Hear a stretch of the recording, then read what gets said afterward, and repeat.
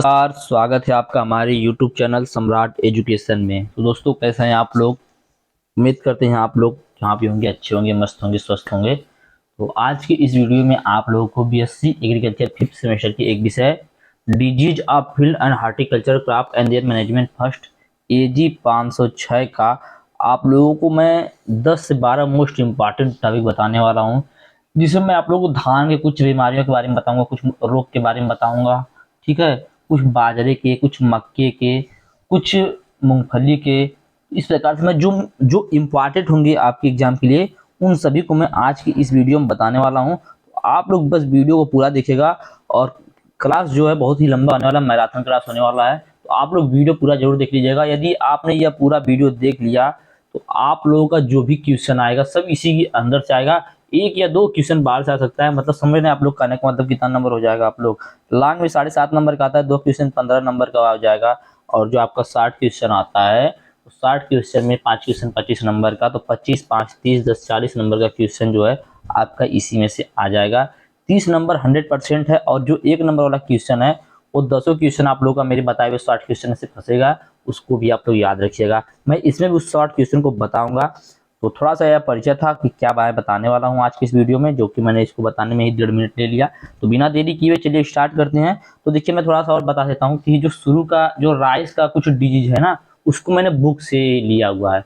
क्यों? क्योंकि कुछ समस्या थी, जो मैंने नोट्स लिखा था वो मेरा नोट्स मिल नहीं रहा है, इसकी वजह से तो मैंने कुछ बुक से ले लिया है। और उसके बाद का जो है वो सब मेरे नोट्स में से लिया हुआ है, ठीक है। तो आप लोग मैनेज कीजिएगा। शुरू शुरू का 4-5 जो डिजीज है राइस का, वो बुक से है।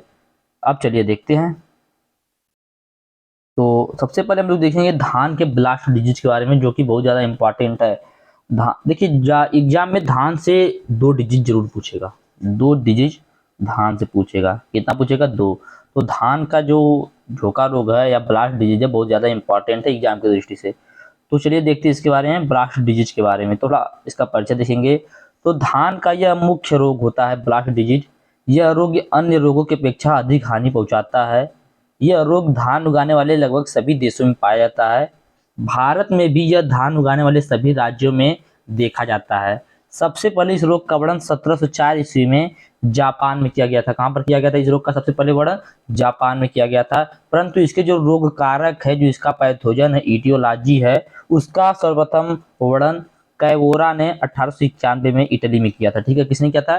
कैवेरा ने किया था। कहाँ पर किया था? इटली में किया था 1891 ईस्वी में। भारत में इस रोग का वर्णन सर्वप्रथम बटलर ने 1913 में मद्रास राज्य में किया था।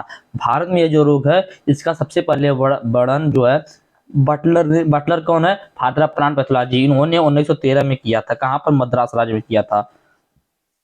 यह रोग शुष्क क्षेत्रों की अपेक्षा नम क्षेत्रों में अधिक हानि पहुंचाता है। इसका जो रोग कारक कवक है, उसको अनुकूल वातावरण मिलने पर फसल को नष्ट कर सकता है। इस रोग से उपज में 15 से 20% की कमी हो जाती है। तो यह जो मैंने अभी तक मैंने बताया ना, यह सभी में आप लोग देखेंगे, और बहुत ही इंपॉर्टेंट चीज है यह। इसको यदि आप लोग समझ लेंगे तो आधा जो पीछे का पढ़ना है आप लोगों को भी इसके बाद पढ़ेंगे, वो सब यहीं समझ में आ जाएगा। और भी एक की पॉइंट है नंबर आप लोगों को उठाने का। और वीडियो थोड़ा लंबा बनेगा, इसलिए बीच बीच में पानी वानी भी सब पीना पड़ेगा। थोड़ा मैं पानी ले लेता हूँ।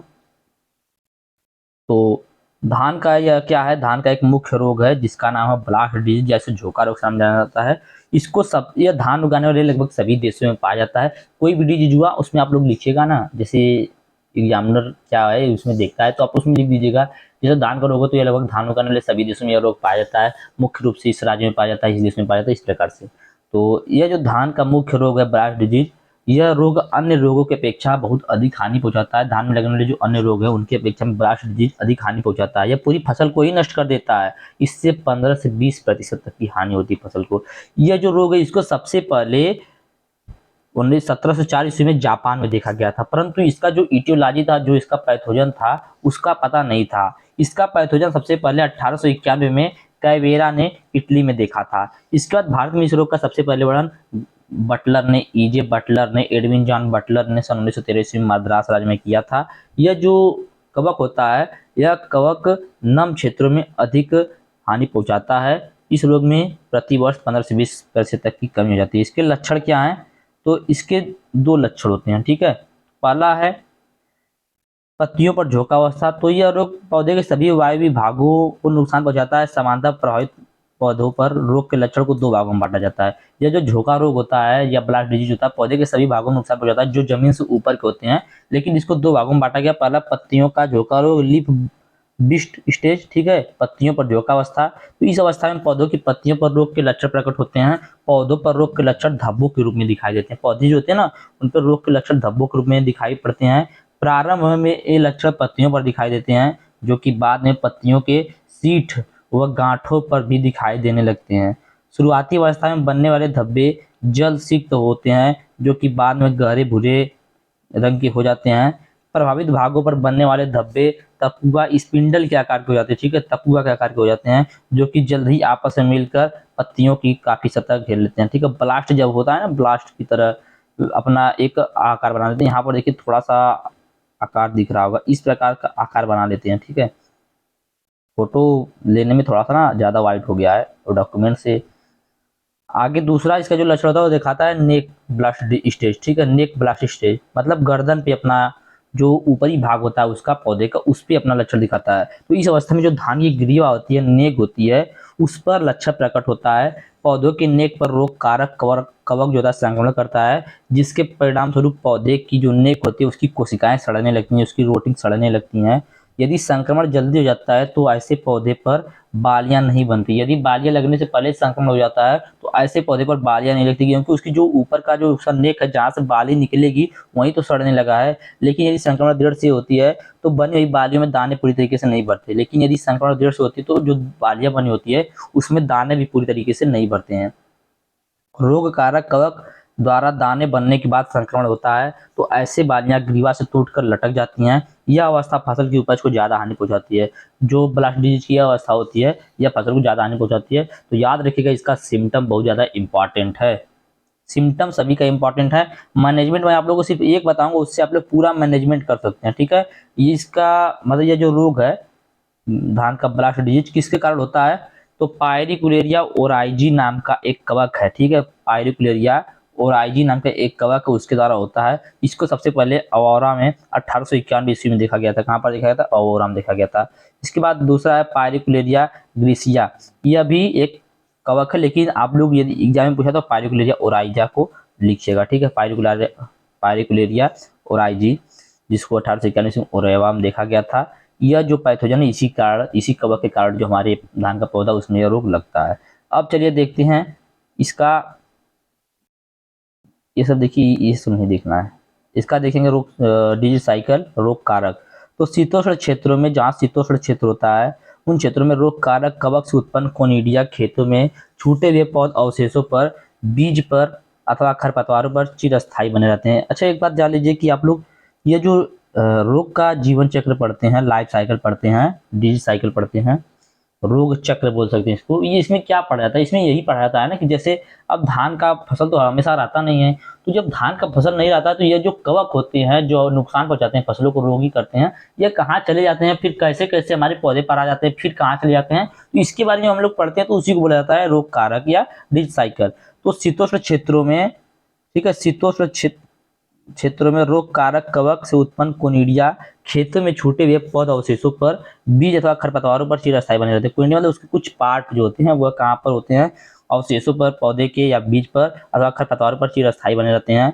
एक कोनिडिया एक प्रारंभिक निवेश द्रव्य का कार्य करती है। जो कोनिडिया होते हैं यही क्या करते हैं, यही इनाकुलम का कार्य करते हैं तथा प्राथमिक संक्रमण में सहायक होते हैं, प्राइमरी इन्फेक्शन करने में सहायक होते हैं।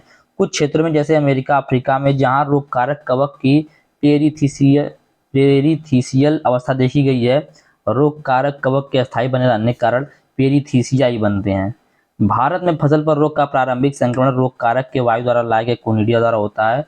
कोनिडिया जो होता है पहाड़ी क्षेत्र में पौधा अवशेषों पर बना रहता है, जबकि मैदानी क्षेत्रों में रोग कारक के कोनिडिया बीजों की सतह पर लगे हो सकते हैं अथवा खरपतवारों पर भी रोग कारक जीवित बना रह सकता है, ठीक है। इसका सेकेंडरी इन्फेक्शन होता है। तो इस प्रकार से प्राइमरी इन्फेक्शन होता है। सेकेंडरी इन्फेक्शन में क्या होता है, तो सेकेंडरी इन्फेक्शन प्राथमिक संक्रमण होने के उपरांत रोग ग्रसित पौधे पर बनने वाले कोनिडिया द्वारा होता है, ठीक है। जो सेकेंडरी इन्फेक्शन होता है वह प्रारंभिक संक्रमण होने के उपरांत रोग ग्रसित पौधे पर बनने वाला जो कोनिडिया होता है उसके द्वारा होता है।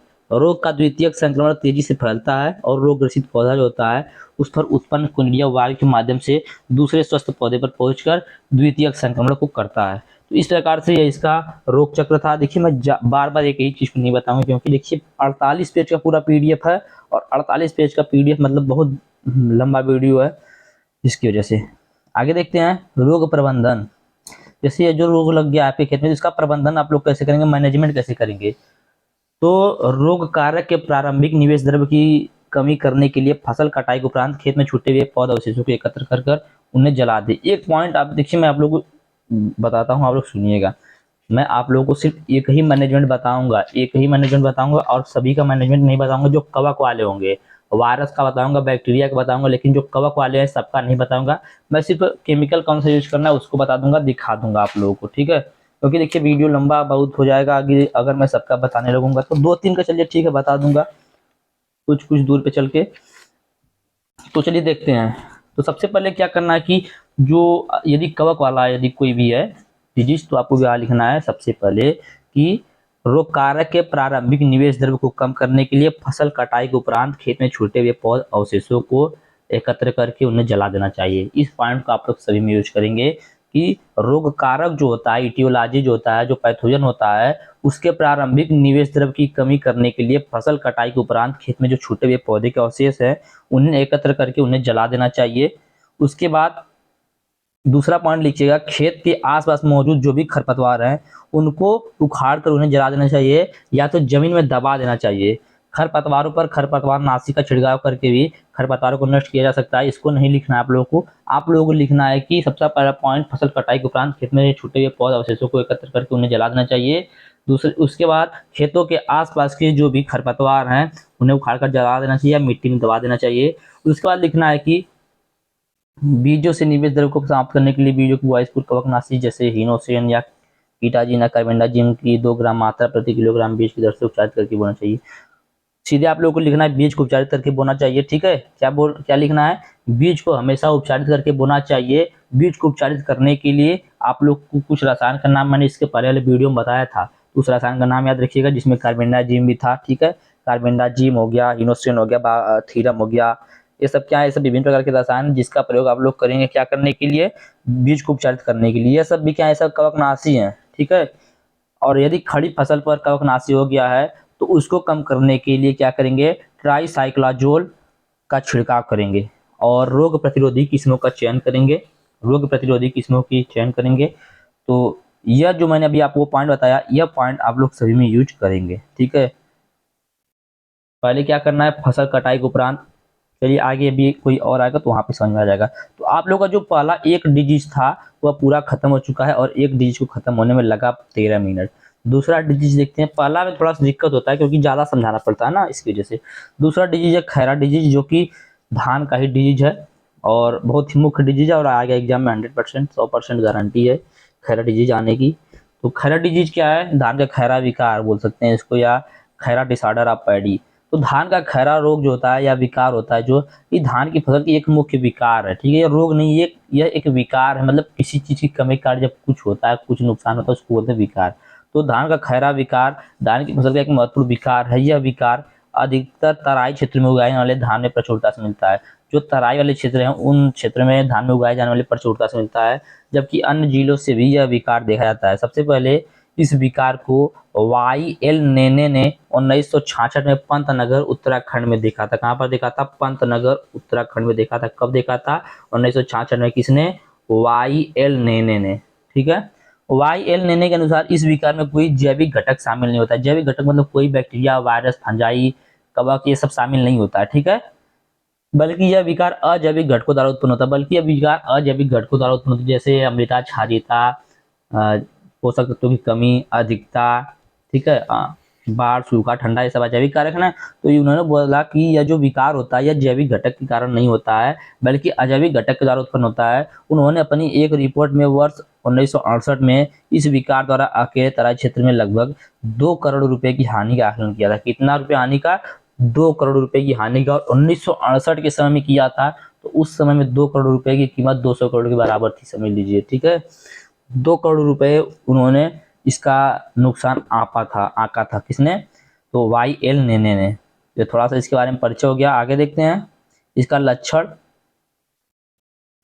तो यह रोग जो है हमारा जो यूपी ईस्ट हमारा जो क्षेत्र है, इन क्षेत्रों में ज़्यादा देखने को मिलता है धान का खैरा रोग। इस विकार के लक्षण रोपण क्यारियों में जो नर्सरी से होती है वहां पर मुख्य खेतों में रोपाई के 15 से 30 दिन बाद ही प्रकट होता है। प्रारंभिक अवस्था में नई पत्तियों की आधार से क्लोरोसिस होता है, हरिमाहीनता होता है तथा पत्तियों पर पीली धारियां दिखाई देने लगती हैं। पौधों की पुरानी पत्तियों पर का कांस्य रंग के धब्बे बन जाते हैं। कांस्य मतलब समझ रहे हैं आप लोग, तांबा देखें आप लोग, उसी टाइप का। तो कांस्य रंग के धब्बे बन जाते हैं जो कि आपस में मिलकर बड़े बड़े धब्बे बना लेते हैं। संपूर्ण जो पत्ती होती है वह कांस्य रंग अथवा लाल बादामी रंग में बदल जाती है। उसकी जो संपूर्ण पत्ती होती है वह कांस्य रंग में और लाल बादामी रंग में बदल जाती है। प्रभावित पौधे अपनी पूर्ण लंबाई में प्रभावित लोग अपनी पूर्ण लंबाई में नहीं बढ़ पाते हैं, जिसके कारण ऐसे बौने रह जाते हैं। ठीक है, जिसके कारण ऐसे पौधे बौने ही रह जाते हैं। तो यह इसका सिम्टम था। सिम्टम यही था कि जब हम लोग पौधे की रुपाई कर देते हैं उसके 15 से 30 दिन बाद ही यह रोग प्रकट करना शुरू कर देता है। सबसे पहले क्या होता है, जो नई पत्तियां होती है उसके आधार से क्लोरोसिस होता है, हरिमाहीनता शुरू होता है तथा पत्तियों पर पीली धारियां दिखाई देने लगती हैं। पौधों की जो पुरानी पत्तियां होती हैं उन पर कांस्य रंग की, मतलब तांबे के समान, तांबे जैसा रंग होता है उस रंग का, कांस्य रंग बोल सकते हैं, कि धब्बे बन जाते हैं जो कि आपस में मिलकर बड़े बड़े धब्बे बना लेते हैं। और संपूर्ण पत्ती जो होती है वह कांस्य रंग और लाल बादामी रंग में बदल जाती है। प्रभावित पौधे अपनी पूरी लंबाई में नहीं बढ़ पाते हैं, जिसके कारण ऐसे पौधे जो होते हैं बौने रह जाते हैं। तो इसका सिम्टम था जिंक की कमी, जो कि इसी कारण वो होता है रोग। ठीक है, तो यदि धान का खैरा रोग पूछा किसी कारण होता है तो जिंक की कमी के कारण धान का खैरा रोग होता है। किसकी कमी के कारण? जिंक की कमी के कारण। तो यह विकार जिंक की कमी से होता है। फसल में 17 आवश्यक पोषक तत्वों की आवश्यकता होती है। फसल में 17 पोषक आवश्यक तत्व कौन कौन से हैं आप लोग कमेंट बॉक्स में लिखेंगे, CA, Mg, इस प्रकार से है ना 17 पोषक तत्व। तभी मैं बताऊंगा नहीं, आप लोग कमेंट बॉक्स में हमको बताएंगे। ठीक है, तो उसी 17 पोषक तत्वों में से जिंक भी एक पोषक तत्व है। जब किसी पौधे को यदि उन 17 पोषक तत्वों में से किसी एक भी तत्व की कमी हो जाती है तो पौधे के अंदर रोग उत्पन्न हो जाता है। तो उन्हीं 17 पोषक तत्वों में से यह एक पोषक तत्व जिंक, जब इसकी कमी हो गई उसके अंदर, पौधे के अंदर, तो यह रोग जो है वह हो जाता है। ठीक है, तो यह पौधे में जिंक की कमी के कारण होने वाला रोग है, जो कि 17 आवश्यक पोषक तत्वों में से एक है। ठीक है, जो कि पौधे के एंजाइमों का भाग है, या पौधे के जो एंजाइम होते हैं उनका एक भाग है। वह शर्कराओं के ऑक्सीकरण में भाग लेता है। शर्करा जो होते हैं उनके ऑक्सीडेशन में यह भाग लेता है। जब मृदा में विद्यमान पोषक तत्वों में जिंक की कमी होती है तो यह विकार हो जाता है। तो यह जो विकार डिसऑर्डर वह यह हो जाता है। लेकिन यदि मृदा का पीएच अधिक होता है तो मृदा में उपस्थित जिंक को पौधे प्राप्त नहीं कर पाते, जिसके कारण भी यह विकार फसल पर नजर आता है। यदि मृदा का पीएच अधिक होता है तो जो पौधे होते हैं वह मृदा में उपस्थित जिंक का प्रयोग नहीं कर पाते, जिंक को प्राप्त नहीं कर पाते हैं, जिसके कारण भी यह विकार फसल पर नजर आता दिखने लगता है। तो यह था इसका इटियोलॉजी। अब आगे देखते हैं इसका मैनेजमेंट। इसका मैनेजमेंट कैसे करेंगे, तो इसका मैनेजमेंट देखना जरूरी है, जो कि इम्पॉर्टेंट भी है। तो बीज बुआई एवं पौध रोपण से पहले मृदा की जांच कराएं। यदि मृदा का पीएच मान 8 से अधिक है तो ऐसे खेतों में जिप्सम का प्रयोग करें। तो इसके लिए क्या करना चाहिए कि बीज बुआई के पहले या पौधरोपण से पहले मिट्टी की जांच करानी चाहिए जिस खेत में आपको बुआई करनी है। और यदि उसका पीएच मान 8 से अधिक हो तो ऐसे खेतों में जिप्सम का प्रयोग करना चाहिए। खेत में बीज बुआई अथवा पौध रोपाई से पहले 20-25 किलोग्राम जिंक सल्फेट प्रति हेक्टेयर के हिसाब से मिट्टी में मिला देना चाहिए। ठीक है, खेत बुआई में, जहां पर आपकी खेत बुआई करनी है वहां पर पौध रोपाई से पहले 20 से 25 किलोग्राम जिंक सल्फेट जो होता है उसे प्रति हेक्टेयर के हिसाब से मिट्टी मिला देना चाहिए, जिससे फसल में जो विकार होने की संभावना वह कम हो जाएगी। मतलब क्योंकि यह रोग जिंक की कमी से ही होता है। यदि हम लोग जिंक सल्फेट मिला देंगे तो उसकी जो कमी रहेगी वो पूरी हो जाएगी, इसके लिए बोल रहा है। आगे नर्सरी अथवा मुख्य फसल पर जिंक सल्फेट की छिड़काव करके भी इस विकार को रोका जा सकता है। नर्सरी पर या मुख्य फसल पर जिंक सल्फेट का छिड़काव करके भी इस विकार से रोका जा सकता है। इसके लिए 5 किलोग्राम जिंक सल्फेट तथा 2.5 किलोग्राम बुझे हुए चूने को 1000 लीटर पानी में मिलाकर मिलाकर छिड़काव किया जाता है। नर्सरी में पहला छिड़काव बुआई के 10 दिन बाद व दूसरा छिड़काव बुआई के 20 दिन बाद किया जाना चाहिए।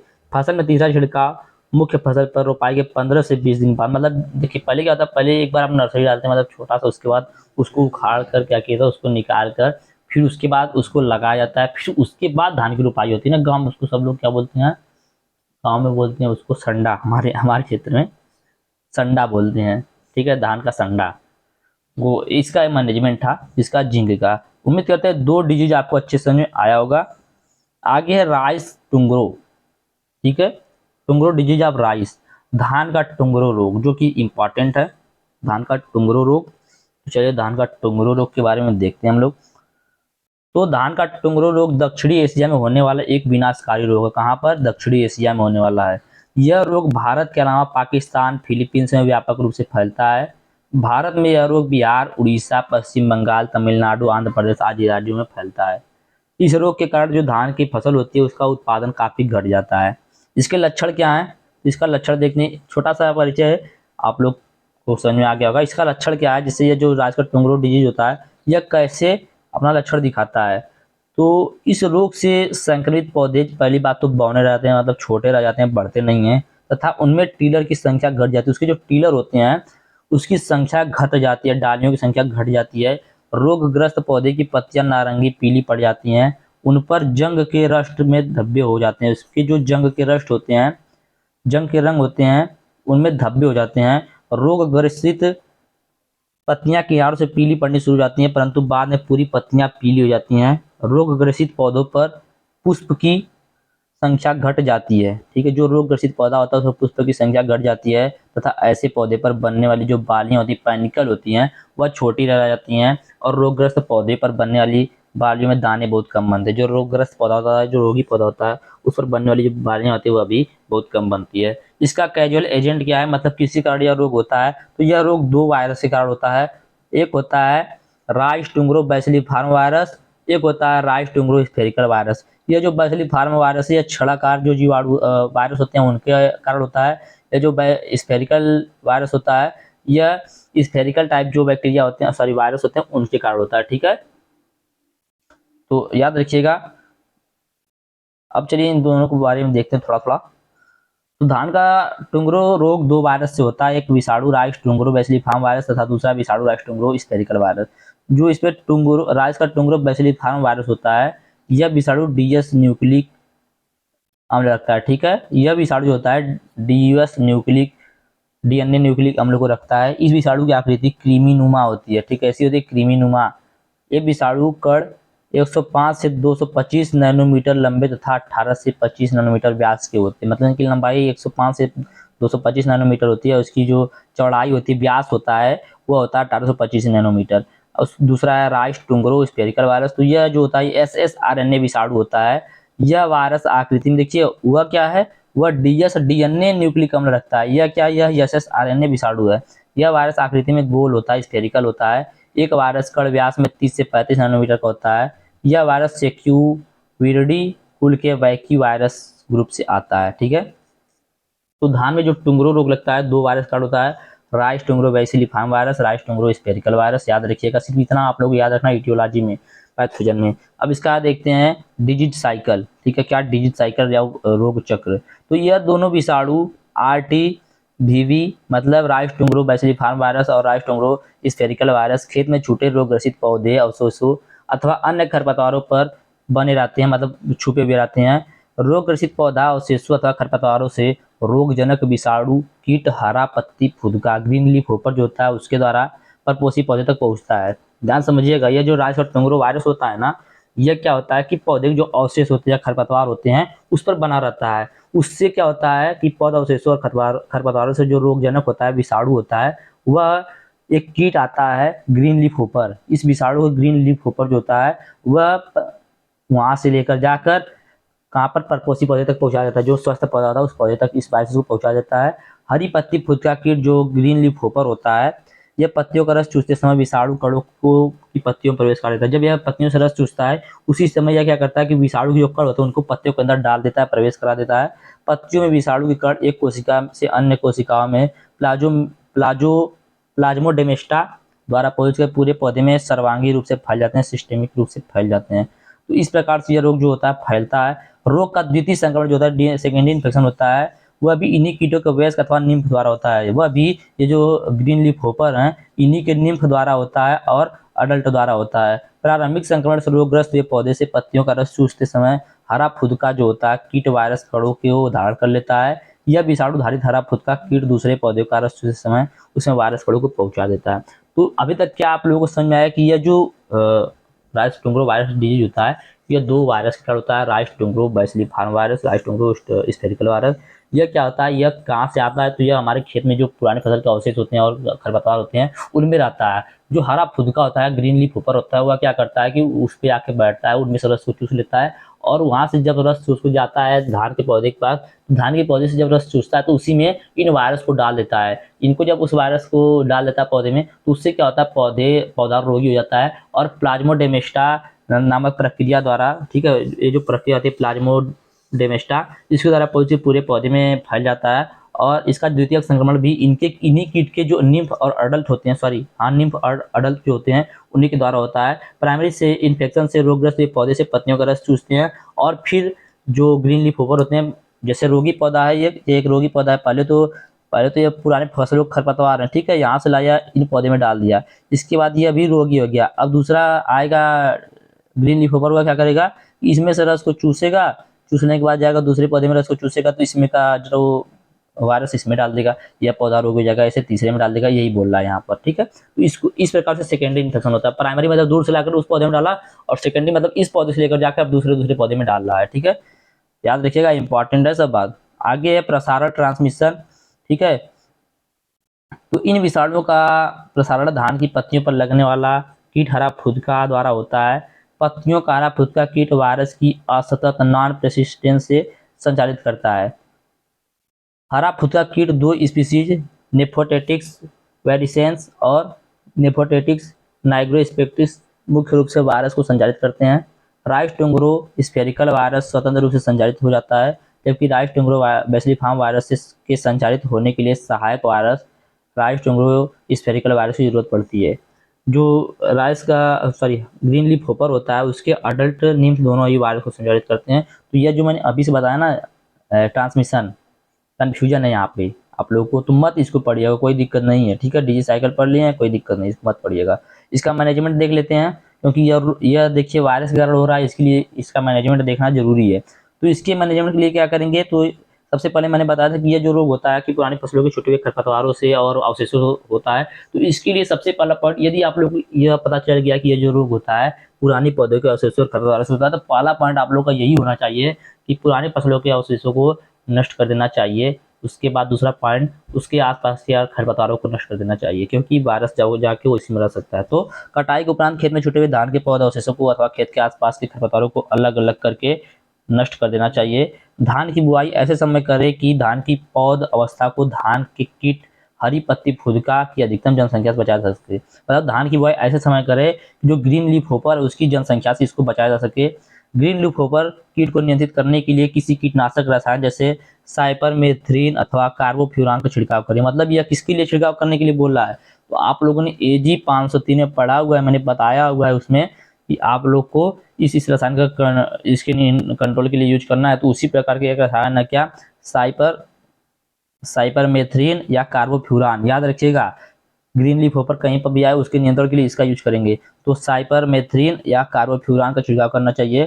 कीटनाशक रसायन का छिड़काव पौध रोपाई के 45 से 50 दिनों के बाद करें। और यदि अधिक संक्रमित क्षेत्र में धान की, जहाँ पर अधिक संक्रमित हो जाता है क्षेत्र, वहाँ पर धान की रोग प्रतिरोधी प्रजाति जैसे IR20, IR30, 36, IR रत्ना, बाला कृष्णा इत्यादि को उगाना चाहिए। तो यह था आप लोगों का तीसरा डिजीज जो कि मैंने बता दिया है। और एक वीडियो 13 में खत्म हुआ, दूसरा 26, मतलब कि अच्छा एवरेज चल रहा है इस टाइम अब ठीक ठाक। अगला है bacterial leaf blight of rice. ये भाई साहब 100% आने वाला है एग्जाम में, आप लोग को याद रखिएगा, 100% एग्जाम में आएगा यह। धान का जीवाणु पर्ण झुलसा या अंगमारी रोग या bacterial leaf blight of rice. तो धान का जीवाणु झुलसा रोग यह क्या है, तो यह धान में लगने वाले एक जीवाणु जनित रोग क्या है, एक जीवाणु जनित रोग, मतलब जीवाणु के द्वारा होने वाला रोग है धान में लगने वाला। सबसे पहले इस रोग को वर्ष 1884 ईस्वी में जापान के फुकुओका क्षेत्र में देखा गया था। कहाँ पर देखा गया था, जापान के फुकुओका क्षेत्र में। इसके बाद यह रोग जापान के दक्षिणी और पश्चिमी क्षेत्रों में देखा गया। वर्तमान में यह रोग धान उत्पादक देशों जैसे जापान, पाकिस्तान, बांग्लादेश, म्यांमार, भारत इत्यादि में प्रकट होता है। यह रोग एशिया महाद्वीप के अलावा पश्चिमी अफ्रीका, मलेशिया, अमेरिका आदि देशों में भी मिलता है। भारत में इस रोग को सबसे पहले 1960 में महाराष्ट्र में देखा गया था। इसके बाद यह रोग 1963 में बिहार के शाहबाद जिले में देखा गया था। वर्तमान में यह रोग तराई क्षेत्र में उगाए जाने वाली धान में मुख्य रूप से देखा जाता है। जो तराई क्षेत्र होती है वहाँ के धान उगाने वाले क्षेत्रों में मुख्य रूप से देखा जाता है, क्योंकि तराई क्षेत्रों की जलवायु रोग के प्रति अनुकूल होती है। क्योंकि जो तराई क्षेत्र होता है वहाँ पे यह जो इसमें लगने वाले बैक्टीरिया उसके अनुकूल होता है। इस रोग से होने वाली हानि का आकलन फसल पर रोग संक्रमण के समय निर्भर करता है। यदि रोग कारक का संक्रमण शुरुआती अवस्था में है तो क्रेसेक फेज में है तो में ही हो जाता है, तो इस रोग से 100% तक हानि हो सकती है, मतलब पूरी की पूरी फसल नुकसान हो सकती है। भारत में इस रोग से 6 से 60% हानि का आकलन किया गया है, जबकि जापान में 20 से 30% का हानि इसी रोग से होता है। तो इसका जो लक्षण है यह भी 2 रूपों में दिखाता है, यह भी अपना लक्षण 2 रूपों में दिखाता है, ठीक है। तो पहला है पड़ झुलसा, मतलब इसका पत्ता झुलस जाएगा। दूसरा है विल्ट और क्रेसेक फेज, मतलब मलान या क्रेसेक अवस्था। तो पहला देखेंगे लीफ ब्लाइट फेज, और याद रखिएगा इंपॉर्टेंट आएगा एग्जाम में भाई साहब, बैक्टीरियल लीफ ब्लाइट, ठीक है, आएगा। यह अवस्था पौधरोपण के बाद की अवस्था होती है, ठीक है। ये जो पड़ झुलसा रोग होता है जब पौधे की रोपाई होती है उसके बाद की अवस्था होती है। पौधरोपण के 4 से 7 सप्ताह बाद जब पौध से अधिकतम कल्ले निकलते हैं, जो टिलर निकलते हैं, नई नई शाखाएं निकलती हैं, तब की बात है। तब यह अवस्था नजर आती है। इस अवस्था में सबसे पहले पत्तियों के एक अथवा दोनों किनारों पर जल सिक्त बंद धब्बे नजर आते हैं, जो कि बढ़कर पूरी पत्तियों पर धारियां बना लेते हैं। पत्तियों पर बनी धारियां पत्तियों की शिराओं के समांतर होती हैं। ये धारियां पीले रंग की नजर आती हैं, जो कि शुरुआती अवस्था में किनारों पर, जबकि बाद में पूरी पत्तियों पर नजर आने लगती है, ठीक है। तो यह लीफ ब्लाइट फेज था, पड़ झुलसा अवस्था था, ठीक है। दूसरा इसका अवस्था है मलानी wilt or kresek phase. Wilt or kresek phase, तो यह देखिए एक वायरस के कारण होता है, अभी मैं आप लोग समझ में आ जाएगा आगे बताऊंगा। तो विल्ट आर क्रेसेक फेज, तो यह अवस्था उष्णकटिबंधीय क्षेत्रों में दिखाई देता है। इस रोग का संक्रमण प्रणालीगत सिस्टेमिक होता है, मतलब एक जगह लग जाएगा पूरे पौधे में फैल जाएगा इस प्रकार से। यह अवस्था नए पौधों अथवा पौधे में दिखाई देती है। संक्रमित पौधे की पत्तियां सूख कर लटक जाती हैं। संक्रमित पौधे से जीवाणुज स्राव भी दिखाया जाता है, ठीक है। बैक्टीरियल ऊज भी दिखाया जाता है, मतलब बैक्टीरिया का ऊज निकलता है। यह रोग जेंथोमोनास ओराइजी नाम के बैक्टीरिया के कारण होता है, ठीक है। जेंथोमोनास ओराइजी नाम के बैक्टीरिया के कारण होता है। आगे देखते हैं यह जीवाणु, थोड़ा सा इसके बारे में। यह जीवाणु द्वारा होने वाला एक रोग है जो कि जेंथोमोनास कंपोस्टिस पैथो ओराइजी जीवाणु से होता है। यह जीवाणु एक क्षणनुमा ग्राम नेगेटिव तथा माप में 1.0 से 2.0 पूरे, इतना सब जानकारी नहीं लेना आप लोग को फालतू। इसके लिए सिर्फ याद रखिए कि ये जो रोग है जीवाणु द्वारा होने वाला है, जो कि जेंथोमोनास ओराइजी नाम के जीवाणु के कारण होता है। यह रोग क्षणनुमा होता है, ठीक है। और इसका रोग चक्र अब देखते हैं, ज़्यादा कंफ्यूजन में नहीं रहना है, इसके लिए मैं बोल रहा हूँ कि ज़्यादा कुछ नहीं देखना है। डिजीज साइकिल देखते हैं इसका। इस रोग के रोग कारक जीवाणु के प्राथमिक निवेश द्रव्य के बारे में वैज्ञानिकों में मतभेद है। इस रोग, यह जो रोग होता है इसके प्राइमरी इन्फेक्शन के बारे में, प्राइमरी इनाकुलम के बारे में वैज्ञानिकों में बहुत सारे मतभेद हैं। रोग कारक जीवाणु कुछ जंगली घासों जैसे लार्सिया ओरिजाइडिज जाति जैपेनिका इत्यादि पर उत्तर जीवित बना रहता है, मतलब कहने के विभिन्न प्रकार के खरपतवारों पर जीवित बना रहता है। वैज्ञानिकों के अनुसार जो रोग कारक जीवाणु होता है वह शुष्क रूप में काफी समय तक उत्तर जीवित बना रहता है। जहाँ पर शुष्क क्षेत्र होता है, शुष्क रूप होता है, मतलब बारिश नहीं होती कई दिनों तक, वहां पर भी जीवित बना रहता है। जीवाणु की यह शुष्क रूप परपोषी पौधे के संक्रमित भागों को जाइलम कोशिकाओं में कम तापमान व कम आर्द्रता पर काफी दिनों तक जीवाणु जीवित रखता है। जीवाणु का यह शुष्क रूप जैसे ही परपोषी पौधे के जड़ क्षेत्र में आता है यह वृद्धि रूप में बदल जाती है। जीवाणु का यह वृद्धि रूप ही प्राथमिक निवेश द्रव्य का कारण होता है। जीवाणु का यह वृद्धि रूप होता है, यह ही निवेश द्रव्य का कारण बनता है। जापान में जीवाणु संक्रमित भागों पर 1 महीने के लिए जीवित बना रहता है, लेकिन अपघटन की क्रिया द्वारा 1-2 महीने में ही यह मर जाता है, ठीक है। इसके लिए क्या करना चाहिए, तो इसके मैनेजमेंट के लिए आप लोगों को वही लिखना है ऊपर का। देखिए मैं थोड़ा फोटो लेना भूल गया हूँ, क्या यार, फोटो भूल गया हूँ। चलिए मैनेजमेंट देखिए इसका। पुराने पौधों को, खरपतवारों को नष्ट करना चाहिए, और खेत के आसपास के खरपतवार जो है उनको नष्ट करना चाहिए, और रोग प्रतिरोधी किस्मों की बुआई करनी चाहिए। बीज को हमेशा उपचारित करके बोना चाहिए। बुआई से पूर्व सैलिसिलिक एसिड अथवा कीटोसन उपचारित करके बीजों से बोने से होने संक्रमण को रोका जा सकता है। मतलब देखिए यहाँ पर दिया गया है कि बुआई से पहले जो सैलिसिलिक एसिड है या कीटोसन है, इससे बीज को उपचार करके बोने से संक्रमण को रोका जा सकता है। बीज बुआई से पहले जैविक कारक ट्राइकोडर्मा विरिडी की 4 से 5 किलोग्राम मात्रा 40 से 50 किलोग्राम गोबर की खाद में से मिलाकर मिट्टी में मिलाने से रोग कारक की संक्रामकता को कम किया जा सकता है। फसल में कार्बाइंडाजिम, हेक्साकोनाजोल, प्रोथिकोनाजोल अथवा टेबुकोनाजोल कवकनाशी का छिड़काव करने से भी रोग को नियंत्रित किया जा सकता है। अधिक संक्रमित क्षेत्रों में रोग प्रतिरोधी किस्मों को उगाना चाहिए। धान की प्रजातियां स्पंदन, धन, राधा, पंकज, जासमीन 85, लात, सतकारा इत्यादि रोग प्रतिरोधकता रखने वाली किस्मों को उगाया जाना चाहिए। तो यह था धान का जीवाणु झुलसा रोग जो कि मैंने बताया। अब आगे आप लोग को जो भी नोट्स देखने को मिलेगा सब हैंड रिटन में रहेगा। मैंने बताया था आप लोगों को पहले कि शुरू का कुछ जो नोट्स है 35 मिनट तक का अभी तक का जो वीडियो जो नोट्स था वो सब बुक का था, लेकिन अब जो आएगा वह सब रिटन रहेगा। ठीक है, तो मेज डाउनी मिल्ड्यू, आप मेज का जो डाउनी मिल्ड्यू रोग है उसके बारे में जानेंगे। मक्के का डाउनी मिल्ड्यू रोग, तो मक्का जो भारत का एक प्रमुख खाद्य फसल है, लेकिन कई तरह के रोग इसकी पैदावार को प्रभावित करते हैं, जिनमें से एक मुख्य रोग है डाउनी मिल्ड्यू रोग। यह मक्के का एक गंभीर रोग है जो कि फफूंद के कारण होता है और मक्के की पत्तियों, तने और भुट्टो को नुकसान पहुंचा सकता है। ठीक है, मक्के की तने, पत्तियों और भुट्टो को नुकसान पहुंचा सकता है। इसका सिम्टम देखेंगे। अब जो आप लोगों को देखने को मिलेगा ना वो थोड़ा बहुत आसान रहेगा, आप मतलब समझ में आएगा सिम्टम। वो सब बुक का था, तो बुक की भाषा में मैंने भी बताया आप लोगों को, क्योंकि ये भी उसमें समझाने में टाइम लगता है और यहाँ पे जिस टाइप से लिखा उस टाइप से मैं बता दूंगा आप लोगों को, इसकी वजह से। ठीक है, सिम्टम: पत्तियों पर पीली या भूरी धारियां दिखाई देना, पत्तियों के सफेद रंग के फफूंद का विकास होना, पत्तियों पर सफेद रंग के फफूंद का विकास होना, पौधों का विकास रुक जाना, गुच्छे का आकार खराब होना और दाने की बिनाई भुट्टा बन जाना। यह है इसका सिम्टम। क्या क्या सिम्टम है? पत्ती जो है उस पर पीली और भूरी धारियां बन जाती हैं। ठीक है, पत्तियों में सफेद रंग के फफूंद का विकास हो जाता है, पौधे का विकास रुक जाता है, गुच्छे का आकार खराब हो जाता है और दानों के बिना ही भुट्टा बन जाता है। तो यह इसका सिम्टम है। ईटियोलॉजी इसका यह है, मतलब कैजुअल एजेंट पैथोजन इसका यही है। क्या है? पेरोनो स्क्लेरोस्पोरा फिलिपिनेंसिस, पेरोनो स्क्लेरोस्पोरा फिलिपिनेंसिस या पेरोनो स्क्लेरोस्पोरा सोरगई या पेरोनो स्क्लेरोस्पोरा मेडिस। ये इसका क्या है? यह इसका ईटियोलॉजी है, याद रखिएगा। ईटियोलॉजी सोरगई दे सकता है, मेडिस दे सकता है, फिलिपिनेंसिस, कुछ भी आप लोग लिख सकते हैं। और आप लोग इसको लिख सकते हैं कि इसमें डाउनी मिल्ड्यू आप बाजरा में भी। ठीक है, आगे देखते हैं। डिजीज साइकिल, रोग चक्र। तो इसका जो प्राइमरी इन्फेक्शन होता है उसके बारे में सबसे पहले देखेंगे। तो यह एक फफूंद जनित रोग है। मिट्टी में मौजूद बीजाणु इस रोग का प्राथमिक स्रोत होते हैं। मिट्टी में जो मौजूद बीजाणु होते हैं वही इसका प्राथमिक स्रोत होते हैं। बीजाणु पिछली फसल के संक्रमित अवशेषों से जमीन में रह जाते हैं। कुछ मामलों में देखा गया है कि बीज जनित फफूंद भी प्रारंभिक संक्रमण का कारण बन सकता है, लेकिन यह आमतौर पर नए और अधिक नमी वाले बीजों तक ही सीमित होता है। सेकेंडरी इन्फेक्शन देखेंगे तो सेकेंडरी इन्फेक्शन क्या होता है? तो पत्तियों के नीचे बनने वाले जीवाणु। ठीक है, प्राइमरी इन्फेक्शन मैंने बता दिया।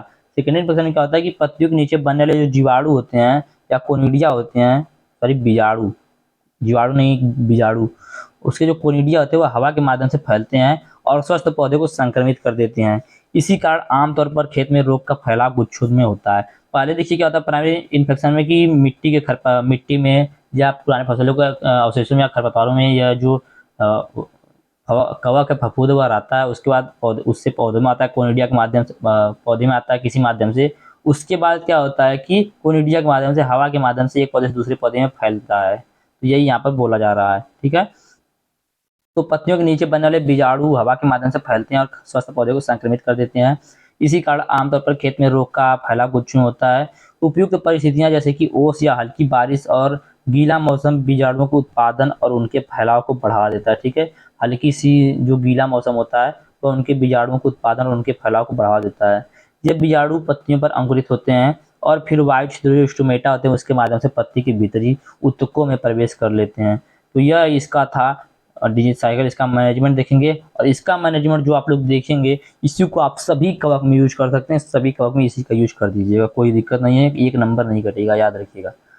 तो पहला पॉइंट है फसल कटाई के उपरांत खेत से छूटे पौध अवशेषों को एकत्र करके उन्हें जला देना चाहिए। फसल कटाई हो जाने के बाद पौधे के जो छूटे हुए अवशेष हैं उन्हें एकत्र करके जला देना चाहिए खेत के आसपास के उगे परपोषी व खरपतवारों को उखाड़ कर नष्ट कर देना चाहिए। खेत के आसपास जो भी उगे अन्य पौधे हैं या खरपतवार हैं, उन्हें नष्ट कर देना चाहिए, क्योंकि इसके जो कवक है, जो पैथोजन है, उस पर भी जाकर रह सकते हैं, इसलिए उनको भी नष्ट कर देना चाहिए। संतुलित मात्रा में उर्वरक का प्रयोग करना चाहिए, संतुलित मात्रा में खाद का प्रयोग करना चाहिए। सदैव बीज को उपचारित करके बोना चाहिए। बीज को उपचारित करने के लिए विभिन्न प्रकार के कवकनाशी का यूज करेंगे, जैसे मेथिरम कार्बोक्सिन हो गया, पुलोडियोक्रोसिल हो गया, हेक्साकोनाजोल हो गया, बाविस्टिन हो गया, थीरम हो गया, ठीक है, कार्बेंडाजिम हो गया। इस प्रकार के विभिन्न रसायन है जिनका आप लोग यूज करेंगे बीज को उपचारित करने के लिए। मैंने सुबह आप लोगों को जो वीडियो बनाया उसमें बताया हुआ था। उचित मात्रा में जल का प्रयोग करेंगे। रोग प्रतिरोधी किस्मों का चुनाव करेंगे। रोगग्रस्त पौधे को उखाड़ कर फेंक देंगे, जो रोगग्रस्त पौधे हैं उनको उखाड़ कर फेंक देंगे। और रासायनिक रूप से नियंत्रण के लिए मैनकोजेब, हेक्साकोनाजोल या प्रोपिकोनाजोल या थीरम या कार्बेंडाजिम या विभिन्न प्रकार के जो भी फफूंदनाशी हैं, उनमें से किसी एक का छिड़काव करेंगे। ऐसा नहीं कि सभी का छिड़काव कर देंगे, किसी एक का छिड़काव करेंगे, ठीक है। तो इस प्रकार से मैनेजमेंट आप लोग सभी कवक का लिखेंगे। अब कवक का मैनेजमेंट मैं नहीं बताऊंगा, ठीक। चलिए चलते हैं अब आगे। आगे देखेंगे बाजरे के अर्गट डिजीज के बारे में। बाजरे का एक अर्गट रोग है, डिजीज है, उसके बारे में देखेंगे। तो बाजरे का जो अर्गट डिजीज होता है, यह किसी कारण होता है, तो यह भी एक कवक है, उसी कारण होता है। कवक का नाम है क्लेविसेप्स फ्यूजिफॉर्मिस। इसी कवक के कारण यह बाजरे का अर्गट रोग होता है। चलिए इसके बारे में देखते हैं, थोड़ा सा इंट्रोडक्शन इसका। तो बाजरे का यह एक मुख्य रोग है जो विश्व के बाजरा उत्पादक देश में पाया जाता है, सभी बाजरा उत्पादक देश में पाया जाता है। भारत में इसे दक्षिण भारत में देखा गया था।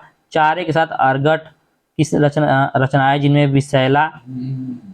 विषैला एल्केलाइड आर्गोटॉक्सिन होता है, जिससे जानवरों को खा लेने से इनमें पेट विकार, गर्भपात, अतिसार इत्यादि बीमारी हो जाती है और कभी कभी जानवर की मृत्यु हो जाती है। बहुत ही खतरनाक रोग होता है। फसल में इस रोग द्वारा 41 से 70% तक की हानि होती है। तो फिर सुनिएगा, इसका इंट्रोडक्शन इंपॉर्टेंट है। यह क्या होता है कि बाजरे का एक मुख्य रोग है जो कि भारत के लगभग सभी विश्व के लगभग सभी बाजरा उत्पादक देशों में पाया जाता है। भारत में इस रोग को सबसे दक्षिण भारत में देखा गया था। यह चारे के साथ अर्गट की रचना बनाता है, इसके लिए रोशन बनाता है, जिनमें विषैला एल्केलाइड आर्गोटॉक्सिन होता है। क्या होता है? विषैला एल्केलाइड आर्गोटॉक्सिन होता है, जिससे जानवर यदि खा लेते हैं तो इनके पेट में विकार उत्पन्न हो जाता है, गर्भपात हो जाता है, अतिसार हो जाता है और इत्यादि बीमारी हो जाती है। कभी कभी जानवर की मृत्यु भी हो जाती है। इस रोग द्वारा 41 से 70% तक की हानि होती है। इसका लक्षण क्या है? तो इसका लक्षण ये है कि भुट्टे निकलने से पूर्व पौधों पर रोग के कोई लक्षण नहीं दिखाई देते। भुट्टा जब तक नहीं निकलेगा उससे पहले पौधे पर कोई रोग के लक्षण दिखाई नहीं देते हैं।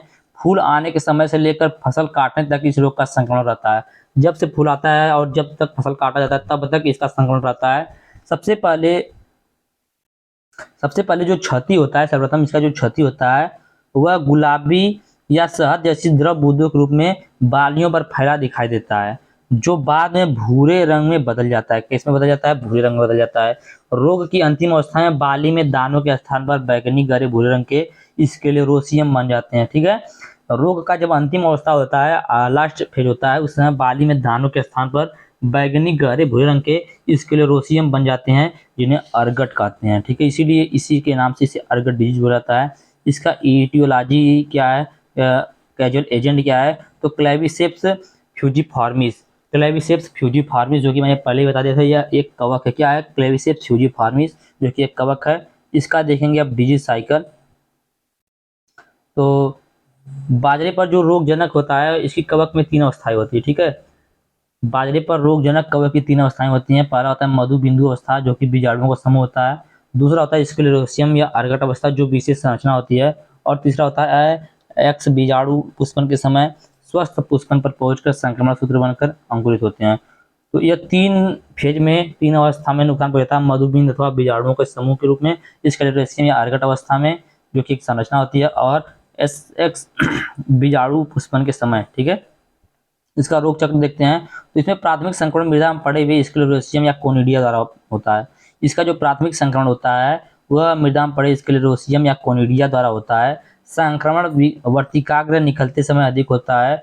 कोनिडियम के अंकुरण के पश्चात कवक तंतु अंडाशय के कली पर बनते हैं तथा अंडाशय के ऊतकों में प्रवेश करते हैं। पुष्प के कोनिडियम के संपर्क में आने के 1 सप्ताह बाद ही द्रव पदार्थ निकलता है, जिसमें बहुत सारे कोनिडियम भरे रहते हैं। जिसमें क्या होता है, बहुत सारे कोनिडियम भरे रहते हैं जो एक पौधे से दूसरे पौधे पर कीट या वर्षा द्वारा पहुंचकर रोग उत्पन्न करते हैं। इसके पश्चात स्क्लेरोसियम बनना शुरू होता है।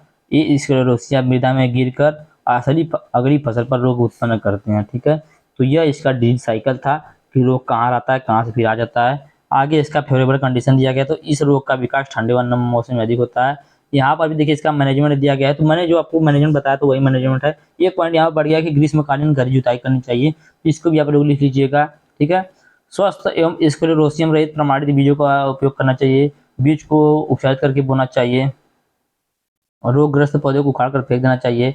पौधों के खरपतवारों को, अवशेषों को नष्ट कर देना चाहिए। ठीक है, खड़ी फसल पर कॉपर ऑक्सी क्लोराइड, ठीक है, कॉपर ऑक्सी क्लोराइड के घोल का छिड़काव करना चाहिए। पहली छिड़काव फूल आने से तुरंत पहले तथा दूसरा छिड़काव 10 दिन के अंतराल पर कर देना चाहिए। रोग प्रतिरोधी किस्मों को उगाना चाहिए। तो यह बाजरे का अर्गट बीज था।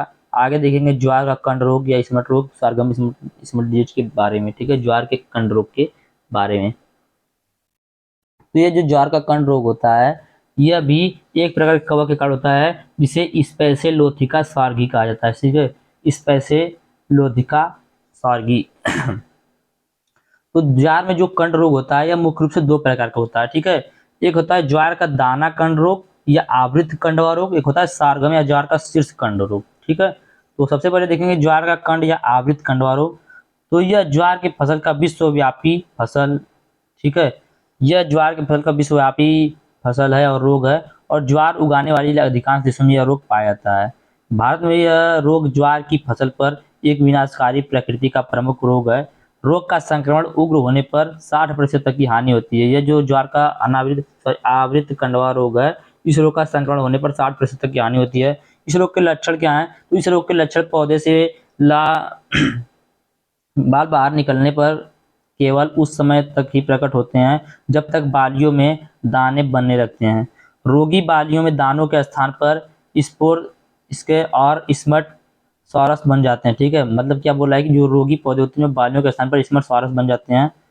ये आकृति में अंडाकार एवं बेलनाकार 5 से 15 mm लंबे और 3 से 5 mm चौड़े तथा मटमैले धूसर रंग के होते हैं।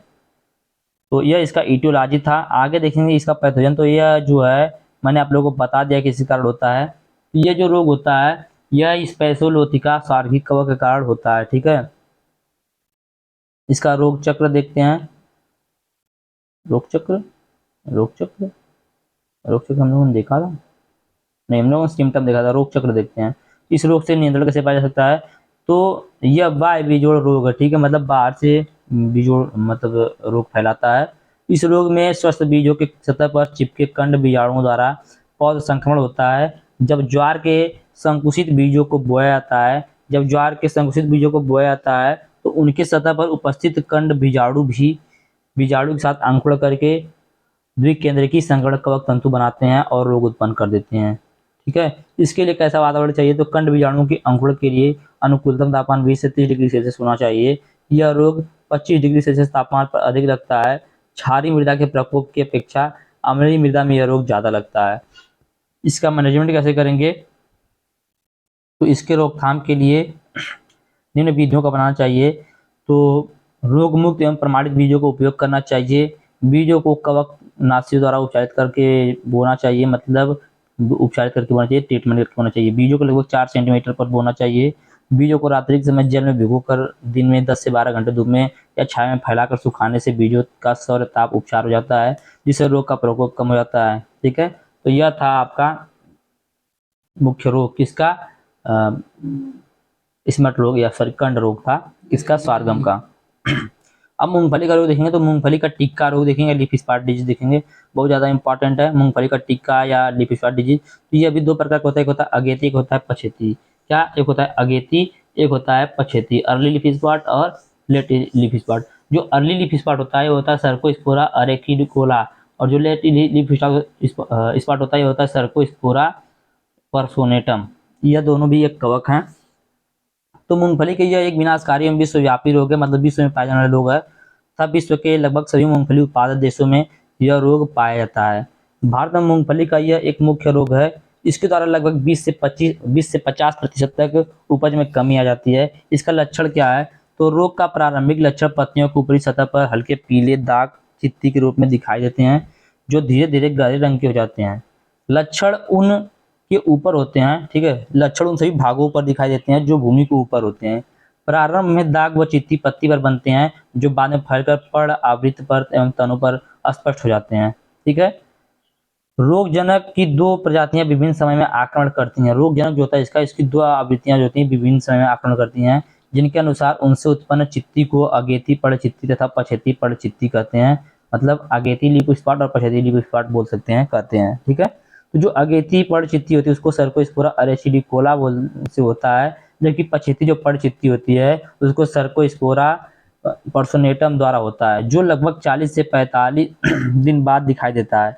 प्रारंभिक अवस्था में कवकों द्वारा उत्पन्न लवणों में विशेष अंतर नहीं पाया जाता, परंतु शीघ्र ही बाद वाली अवस्थाओं में दोनों ही कवक द्वारा उत्पादित लक्षण अलग अलग हो जाता है। ठीक है। वीडियो देखिए, लगभग 50 मिनट का हो गया, लेकिन अभी बहुत सारा, अभी तो आधा पेज 26 गुना अभी बहुत पेज बचा हुआ है। आगे देखते हैं सर्कोस्पोरा अरेसिडिकोला। तो सर्कोस्पोरा अरेसिडिकोला द्वारा बने धब्बे वृत्ताकार के विभिन्न आकार वाले 1 से 10 mm व्यास वाले होते हैं, जो बाद में आपस में मिलकर बड़े वृच्छिद्र बनाते हैं। प्रारंभ में पत्तियों पर हल्के हरे भाग बनते हैं, जो कुछ ही दिनों में लाल भूरे रंग में परिवर्तित हो जाते हैं। इन धब्बे की चारों ओर, यह जो धब्बा होता है, इन धब्बों के चारों ओर चमकदार पीला घेरा होता है। धब्बों का रंग पत्तियों की ऊपरी सतह पर लाल भूरा से गहरा भूरा या काला होता है, परंतु नीचे की सतह पर हल्का भूरा होता है। ठीक है। तो यह सर्कोस्पोरा, यह जो मैंने अभी तक बताया सर्कोस्पोरा अरेसिडिकोला के बारे में बताया। अब सर्कोस्पोरा पर्सोनेटम के बारे में पढ़ेंगे। ठीक है। तो सर्कोस्पोरा पर्सोनेटम क्या है? तो सर्कोस्पोरा पर्सोनेटम द्वारा बने जो धब्बे होते हैं वह अपेक्षाकृत वृत्त देर से अथवा फसल के 2 माह हो जाने पर दिखाई देते हैं। ये धब्बे छोटे छोटे वृत्ताकार होते हैं। इनका आकार गहरा भूरा काला होता है तथा व्यास 1 से 6 mm तक होता है। ठीक है। इसके लिए इटियोलॉजी कौन कौन से रोग कारक कौन कौन से हैं? तो इसके लिए रोग कारक सर्कोस्पोरा अरेसिडिकोला है और दूसरा है सर्कोस्पोरा पर्सोनेटम। ठीक है। सर्कोस्पोरा इस पर्सोनेटम और सर्कोस्पोरा अरेसिडिकोला इसका इटियोलॉजी है। रोग चक्र देखते हैं, डिजीज साइकिल। तो मूंगफली का यह रोग सॉइल एंड सीड बोर्न दोनों होता है, मतलब मृदा के द्वारा भी होता है, मृदा जनित रोग और वायु जनित बीज जनित दोनों होता है। रोग जनक के कोनिडियम रोगग्रस्त जोनल के अवशेषों पर अथवा खली के छिलके के अंदर उत्तर जीवित रहते हैं, मतलब जीवित रहते हैं तथा प्रारंभिक निवेश द्रव्य का कार्य करते हैं। संक्रमण हो जाने से रोगग्रस्त भागों से बनने वाले कोनिडिया वायु जल इत्यादि के माध्यम से स्वस्थ पौधों पर पहुंचकर संक्रमण प्रकट करते हैं। ठीक है। इसके लिए अनुकूल वातावरण क्या है? तो कम से कम 3 दिन तक अधिक अपेक्षित आर्द्रता संक्रमण के लिए अनुकूल पाई गई है, जो अगस्त माह से पाई गई है, परंतु रोग का सबसे अधिक प्रकोप सितंबर में होता है। नाइट्रोजन की अधिक मात्रा एक सप्ताह तक 90 से 93% अपेक्षित आर्द्रता तथा 20 से 30 डिग्री सेल्सियस तापमान इस रोग की उग्रता को बढ़ाता है। ठीक है। तो इसके लिए फेवरेबल कंडीशन था। इसके प्रबंधन के लिए क्या करना चाहिए? तो इसके लिए प्रबंधन के लिए ग्रीष्मकालीन गहरी जुताई करनी चाहिए, कम से कम 3 वर्ष का फसल चक्र अपनाना चाहिए, रोगग्रस्त पौधा अवशेषों को नष्ट कर देना चाहिए, अगेती जातियों की बुआई करनी चाहिए, बुआई के साथ ज्वार या बाजरे का मिश्रित खेती करना चाहिए, उर्वरकों का समुचित मात्रा में प्रयोग करना चाहिए, मतलब संतुलित मात्रा में उर्वरक का प्रयोग करना चाहिए, बीजों को कार्बेंडाजिम या कैप्टान या अन्य किसी कवकनाशी से उपचारित कर लेना चाहिए। रोग का लक्षण दिखाई देने पर 0.1% कार्बेंडाजिम का छिड़काव करना चाहिए। रोग प्रतिरोधी किस्मों को उगाना चाहिए, जैसे M13, C141, J124 इत्यादि वैरायटी को उगाना चाहिए। तो यह था मूंगफली का टिक्का रोग। आगे है उकठा या मलानी। ठीक है। अरहर का मलानी या उकठा रोग। तो इसके बाद एक और डिजीज देखेंगे, बस उसके बाद हम लोग देखेंगे हार्टिकल्चर के क्रॉप के बारे में। अभी तक हम लोग फील्ड क्रॉप के बारे में ही देख रहे हैं भैया। तो अभी तो फील्ड क्रॉप ही 1 घंटे में खत्म हुआ, अभी तो बहुत सारा बचा हुआ है और अब तो बोलने में दिक्कत होने लगा। मलानी या विल्ट डिजीज के बारे में देखेंगे। तो अरहर का यह एक अत्यंत विनाशकारी रोग होता है। ठीक है। अरहर का जो विल्ट डिजीज होता है यह एक अत्यंत विनाशकारी रोग होता है, जो सभी अरहर उत्पादक राज्यों में पाया जाता है। इस रोग को बटलन ने सन 1906 ईस्वी में वर्णन किया था। इस रोग का वर्णन बटलन ने किया था। कब किया था? सन 1906 ईस्वी में किया था। ठीक है। इस रोग के कारण लगभग 5 से 10% 10 वर्ष हानि होती है, लेकिन एक ही खेत में लागत लगातार खेती करने से यह हानि 50% तक जा सकती है। ठीक है, समझिएगा, थोड़ा सा कंफ्यूजन हो गया था। अरहर का यह जो रोग होता है अत्यंत विनाशकारी रोग होता है, जो सभी अरहर उत्पादक राज्यों में पाया जाता है। इस रोग को बटलर ने 1906 में वर्णन किया था। इस रोग के कारण लगभग 5 से 10% तक की हानि होती है प्रति वर्ष। ठीक है, लेकिन एक ही खेत में लगातार हानि खेती करने से 50% तक हानि पहुंच जाती है। इसका लक्षण क्या है?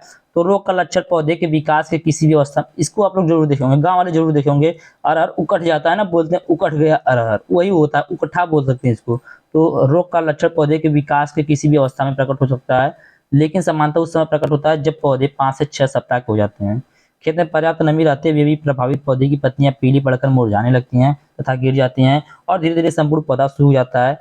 प्रभावित पौधे की जड़ और तने के आधार पर काली काली धारियां दिखाई पड़ती है। तो यह इसका क्या सिम्टम है? ईटियोलॉजी देखते हैं तो यह जो रोग होता है वह फ्यूजियोफार्मिस ऑक्सीस्पोरम के कारण होता है। ठीक है, फ्यूजियोफार्मिस ऑक्सीस्पोरम के कारण यह जो रोग होता है अरहर का होता है। किसके कारण होता है? Fusiformis sorry Fusarium oxysporum, Fusarium oxysporum के कारण यह रोग जो है वह होता है। तो किसके कारण होता है? Fusarium oxysporum.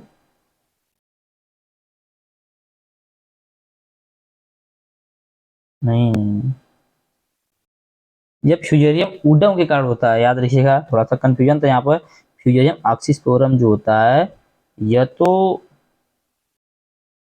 अच्छा, इसकी स्पीसीज अलग है। यहाँ पर आप लोग डायरेक्ट लिख दीजिएगा फ्यूजेरियम उडम, फ्यूजेरियम उडम, UDDAM। ठीक है, फ्यूजेरियम उडम। तो यह जो अरहर का बीट डिजीज होता है किस कारण होता है?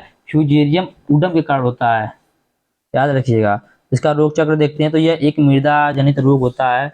कवक तंतु या बीजाणु रोगी पौधे की जड़ों, मिट्टी में बचे ठूठों पर लंबे समय तक पड़े रहते हैं तथा इन ठूठों में रोग उत्पन्न करते हैं। यह मृत जीवित रूप में रहते हैं। खेत में जब इनकी फसल बोई जाती है तो पौधे की जड़ों में दीर्घ कोनिडियम या क्लाइमाइडोस्पोर के द्वारा संक्रमण आरंभ होता है। ये बीजाणु जनन नलिका या कवक तंतु द्वारा पौधे की पतली मूलिकाओं, घाव द्वारा बेधन करके जड़ों एवं तनों में ऊपर की ओर बढ़ना आरंभ कर देते हैं और उन्हें क्षतिग्रस्त कर देते हैं, जिससे पौधा संक्रमित होकर मर जाता है। जैसे कि पौधा संक्रमित होकर मर जाता है। इसके लिए फेवरेबल कंडीशन क्या है? तो 17 से 29 डिग्री तापमान इस रोग के बढ़ावा देने के लिए आवश्यक होता है।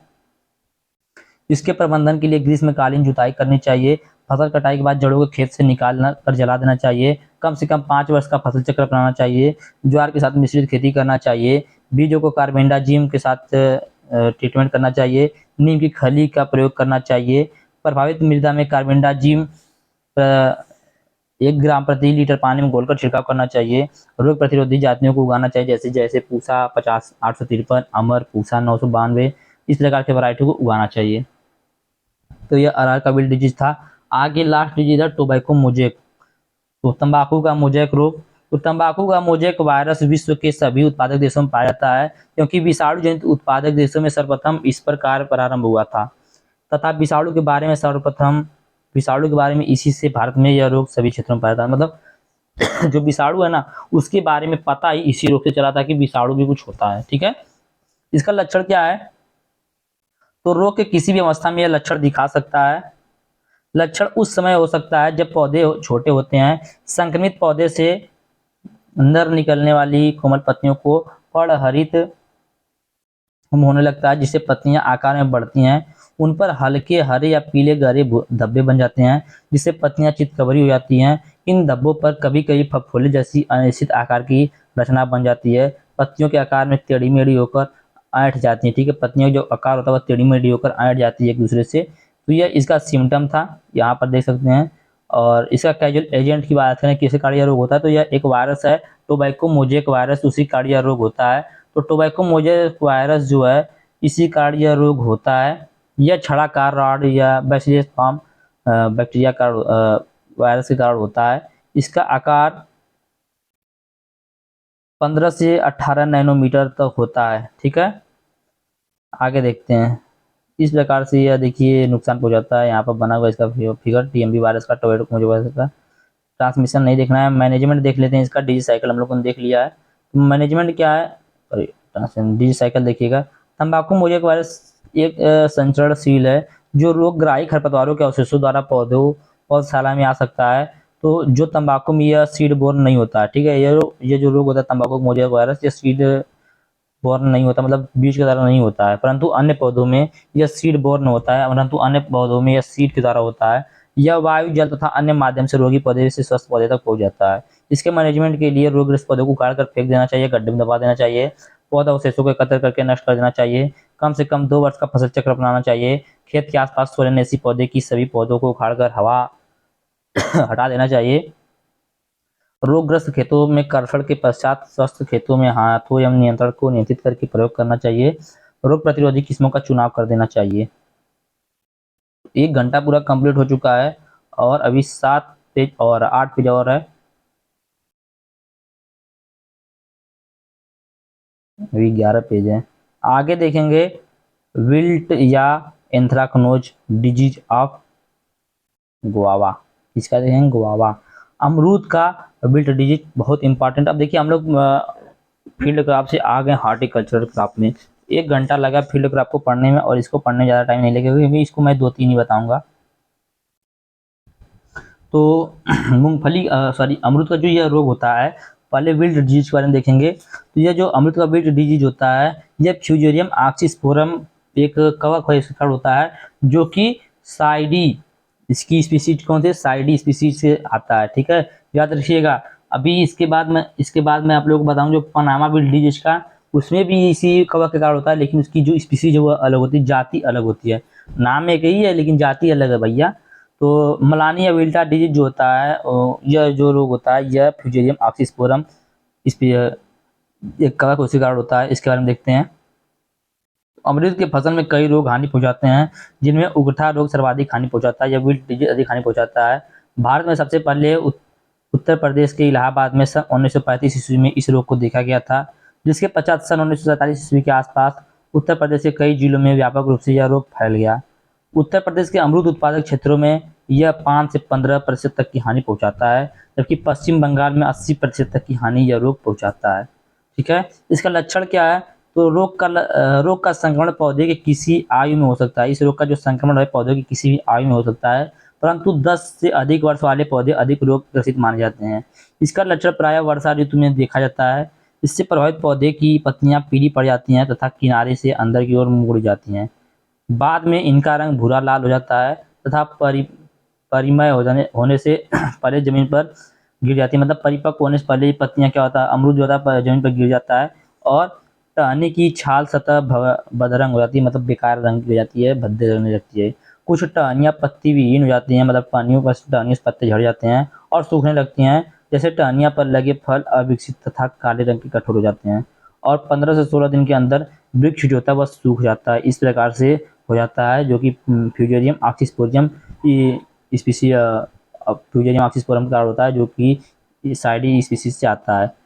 इसका रोग कारक की बात करें तो इसका रोग कारक कवक जार पट्टीयुक्त शाखित एवं हल्के भूरे रंग का होता है। इसका कोनिडिया एक कोशिकी कचाव हसीपाकार होता है और यह जो है फ्यूजेरियम ऑक्सीस्पोरियम कवक के कारण होता है, जो कि साइडी स्पीसीज से आती है, मैंने बताई दी। इसका डिजीज साइकिल देखते हैं। तो रोग कारक कवक सूखे व सड़े फलों, रोगग्रस्त टहनियों, मिट्टी में गिरे फलों तथा टहनियों आदि पर उत्तर जीवित रहता है। इन पर उपस्थित बीजाणु प्राथमिक संक्रमण करते हैं। इन पर जो उपस्थित बीजाणु होते हैं वो प्राइमरी इन्फेक्शन करते हैं। द्वितीयक इन्फेक्शन कोनिडिया भरा होता है। इसका प्रसार वायु तथा वर्षा जल द्वारा होता है। इसका जो प्रसार होता है वायु द्वारा और वर्षा जल के द्वारा होता है। तो ये इसका डिजीज साइकिल था। इसके लिए फेवरेबल कंडीशन की बात करें तो रोग के विनाश के लिए गर्म एवं आर्द्र जो वातावरण होता है वह अनुकूल होता है। शुष्क एवं गर्म और ठंडे मौसम में रोग का प्रसार कम होता है। संक्रमण के लिए अनुकूलतम वातावरण तापमान 30 डिग्री सेल्सियस होता है। इस रोग का सर्वाधिक प्रकोप अगस्त से सितंबर तक होता है। डिजीज मैनेजमेंट देखेंगे, ठीक है। रोग प्रबंधन, तो रोगग्रस्त तनों एवं टहनियों को काट कर निकाल देना चाहिए। जो रोगग्रस्त टहनी और उन्हें काट कर निकाल देना चाहिए। रोग नियंत्रण के लिए कार्बेंडाजिम 0.1% का 10 से 15 दिन के अनुसार या अंतराल पर 4 से 5 छिड़काव करना चाहिए। पहला छिड़काव फल लगना आरंभ करे तभी छिड़काव करना चाहिए और रोग प्रतिरोधी जातियों को उगाना चाहिए, ठीक है। तो यह अमरूद का रोग था जो कि इम्पॉर्टेंट है एग्जाम के लिए। आगे देखेंगे हम लोग इसके बारे में। आगे देखेंगे केला का रोग के बारे में। डिजीज आप बनाना, जिसमें हम लोग सिर्फ देखेंगे पनामा विल्ट या फ्यूजेरियम विल्ट के बारे में, ठीक है, जो कि इम्पॉर्टेंट है। पनामा विल्ट डिजीज बार बार पूछता है। तो यह केले का एक मुख्य रोग है। तो केले की फसल पर लगने वाले विभिन्न रोगों में फ्यूजेरियम विल्ट या पनामा विल्ट एक मुख्य विश्वव्यापी रोग है, जो कवक द्वारा उत्पन्न होता है।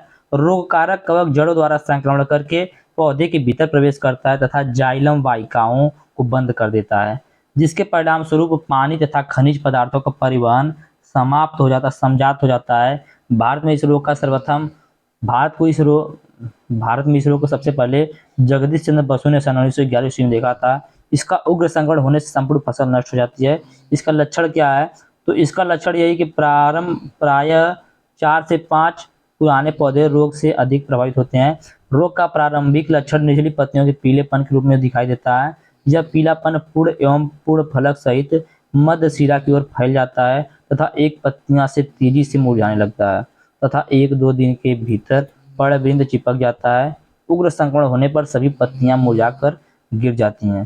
ठीक है, आगे देखते हैं इसका कैजुअल एजेंट क्या है, इटियोलॉजी क्या है। तो फ्यूजेरियम ऑक्सीस्पोरम इसका इटियोलॉजी है। इसकी जो स्पीसीज होती है वह होती है क्यूबेंस। ठीक है, अभी मैंने आप लोगों को जो बताया था विल्ट डिजीज का, वो अभी फ्यूजेरियम ऑक्सीस्पोरम हो रहा था, लेकिन उसका जो स्पीसीज था वह था साइडी। इसका जो स्पीसीज हुआ है क्यूबेंस, मतलब जाति अलग, सॉरी नाम एक ही है, जाति अलग है। ठीक है, जैसे आप में होता है ना, कई कई सारी जातियां होती हैं, नाम एक ही होता है लेकिन जातियां अलग होती है। आपके कई मित्र होंगे आप ही के नाम की, इनकी जाति अलग है, उसी प्रकार से इनकी भी नाम एक ही है लेकिन जातियां इनकी अलग हैं। ठीक है, तो इसका भी नाम फ्यूजेरियम ऑक्सीस्पोरम है जो कि क्यूबेंस स्पीसीज से आता है, और उसका भी नाम फ्यूजेरियम ऑक्सीस्पोरम था जो कि साइडी स्पीसीज से आता था। ठीक है, उम्मीद करते समझ में आ रहा होगा जो मैं बता रहा हूँ। देखेंगे इसका डिजीज साइकिल, रोग चक्र। तो यह एक मृदा जनित रोग है। ठीक है, पनामा विल्ट डिजीज क्या है? एक मृदा जनित रोग है, मृदा द्वारा फैलने वाला रोग है। इस रोग के रोग कारक मृदा में फैलने वाले माइक्रोस्पोर के रूप में पौधा अवशेषों के साथ कई वर्षों तक जीवित रहते हैं। ठीक है, इस रोग के जो रोग कारक होते हैं वह पौधे में माइक्रोस्पोर के रूप में कई वर्षों तक जीवित रहते हैं और अनुकूल वातावरण मिलने पर पौधों पर रोग उत्पन्न करते हैं। ठीक है, मृदा में सूत्रकृमियों की उपस्थिति रोग की तीव्रता को बढ़ा देती है। सही क्या है? इसका मैनेजमेंट देखेंगे। ठीक है, मैनेजमेंट देखेंगे, थोड़ा देखें यहाँ हेडिंग भूल गया मैं, मैनेजमेंट देखेंगे। तो मृदा में सूत्रकृमियों की उपस्थिति रोग की तीव्रता को बढ़ा देते हैं। रोगग्रस्त पौधे अवशेषों को नष्ट कर देना चाहिए। इसके लिए क्या करना चाहिए कि जो रोगग्रस्त पौधा अवशेष है उनको नष्ट कर देना चाहिए। रोगग्रस्त सकर्स का प्रयोग रोपाई के लिए नहीं करना चाहिए। रोग मुक्त सकर्स जो है उसका प्रयोग रोपाई के लिए करना चाहिए। जल निकास का उचित प्रबंध कर देना चाहिए। कम से कम 1 वर्ष का फसल चक्र अपनाना चाहिए। सूत्रकृमियों का नियंत्रण करना चाहिए। फसल चक्र में केले के साथ धान की फसल लेना चाहिए। भू अस्तारी के कार्बेंडाजिम के घोल में डुबो कर लगाना चाहिए। जो उसका शक्कर है उसको कार्बेंडाजिम के घोल में डुबो कर लगाना चाहिए। जैव नियंत्रण के लिए ट्राइकोडर्मा विरिडी, ठीक है, का प्रयोग करना चाहिए। रोग प्रतिरोधी किस्मों की बुआई करना चाहिए, जैसे बसराई, पुवन, कांगो, मैंजानो, ये विभिन्न प्रकार के रोग प्रतिरोधी वैरायटी इनका यूज करना चाहिए। आगे है लीफ कर्ल डिजीज, पड़ कुंचन रोग के बारे में। तो पपीते पर अनेक प्रकार के वायरस जनित रोग लगते हैं, जिनमें से पड़ कुंचन रोग से सर्वाधिक क्षति होती है। यह रोग किसी भी आय के पौधे को संक्रमित कर सकता है। भारत में सबसे पहले यह रोग थॉमस कृष्णा स्वामी ने सन 1939 में कोयम्बटूर में देखा था। किसने? थॉमस कृष्णा स्वामी ने 1939 में कोयम्बटूर में देखा था। वर्तमान में यह उत्तर प्रदेश, आंध्र प्रदेश, कर्नाटक एवं केरल सहित उन सभी स्थानों पर पाया जाता है जहां पर पपीते की खेती की जाती है। इसका लक्षण क्या है? तो इसका लक्षण आप लोग गांव में देखे होंगे। रोग का प्रमुख लक्षण पत्तियों पर कुंचन करना, कर्लिंग एवं विरूपण के रूप में दिखाई देता है। पत्तियां मुड़ जाती है। ठीक है, रोगग्रस्त की ऊपर पत्तियां रोग से सर्वाधिक प्रभावित होती हैं। ये भीतर की ओर मुड़ने लगती हैं। जो रोगग्रस्त पौधा होता है इसकी जो पत्तियां होती है ऊपर की तरफ मुड़ने लगती है। ठीक है, जिससे शीरा उद्भासन हो जाता है। पत्तियां चमड़े जैसी खुरदरी छूने में मोटे एवं भंगुर होती हैं। डंठल मुड़ जाते हैं तथा पत्तियों की ऊपरी सतह पर अनेक आभार उत्पन्न हो जाते हैं। पत्तियां अंदर की ओर मुड़कर कफ जैसी संरचना बना लेती हैं। पत्तियों की सिराएं मोटी व पीली हो जाती है। पौधे की वृद्धि रुक जाती है और फल फूल नहीं लगते हैं। इसका कैजुअल एजेंट क्या है? तो tobacco leaf curl virus. Tobacco leaf curl virus के कारण यह रोग होता है। ठीक है, टोबैको लीफ कर्ल वायरस इसका कैजुअल एजेंट है। ठीक है, इसमें एस एस अम्ल वृत्ताकार एकल सूत्र की डीएनए होता है। इसका ट्रांसमिशन कैसे होता है, संचरण कैसे होता है, तो इसके रोग कारक वायरस न तो रस का संचरणशील करते हैं न बीज जनित होते हैं। इनका संचरण जो होता है सफेद मक्खी बेमेसिया टेबेसाई द्वारा होता है, जो कि आपके 1 नंबर के एग्जाम में आने वाले बेमेसिया टेबेसाई उसके द्वारा होता है। अनेक पौधों द्वारा यह सिद्ध किया गया है कि यह वायरस टमाटर, पपीता एवं तंबाकू पर भी संक्रमण करता है तथा बहुवर्षीय पौधों पर उत्तरजीवित बना रहता है। रोगग्रस्त पौधे से सफेद मक्खी वायरस को स्वस्थ पौधे तक संचारित करती है।